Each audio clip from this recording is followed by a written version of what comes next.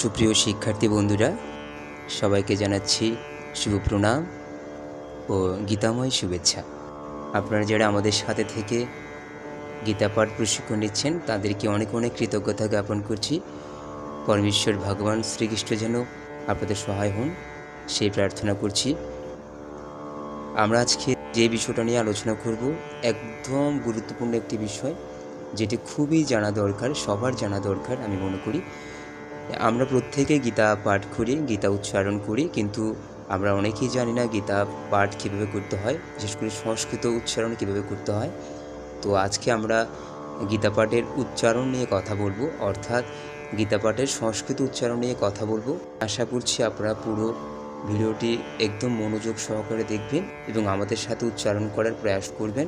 আমি আশা করব আপনারা সবাই আমাদের সাথে উচ্চারণ করবেন, প্রত্যেকে অনেক ভালো করবেন সে আশা রাখছি। তাহলে আমরা আজকে আমাদের যে মূল আলোচনা, সে আলোচনায় চলে যাচ্ছি। আমাদের মূল আলোচনা হচ্ছে গীতা পাঠের যে সংস্কৃত উচ্চারণ রয়েছে সেটা কীভাবে করতে হয়। আমরা সেই আলোচনায় চলে যাচ্ছি কথা না বাড়িয়ে। তাহলে চলুন বন্ধুরা, আমরা আজকের মূল আলোচনায় মনোনিবেশ করি। বন্ধুরা, গীতার সংস্কৃত উচ্চারণের কিছু নিয়ম রয়েছে। আমরা প্রত্যেকটি উচ্চারণের নিয়ম নিয়ে আলোচনা করছি।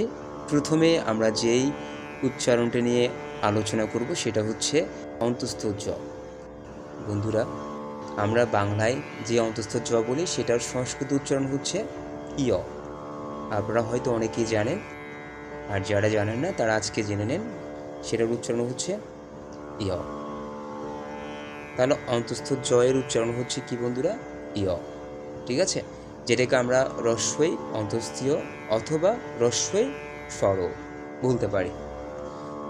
আমরা গীতার মধ্যে অবশ্যই যোগ শব্দটি পাবই। তো আমরা যেমন প্রথম অধ্যায় অর্জুন বিষাদ যোগ, তো আমরা বাংলায় অর্জুন বিষাদ যোগ বলি, কিন্তু যদি সংস্কৃত উচ্চারণ করি সেক্ষেত্রে আমরা বলবো কি অর্জুন বিষাদ যোগ।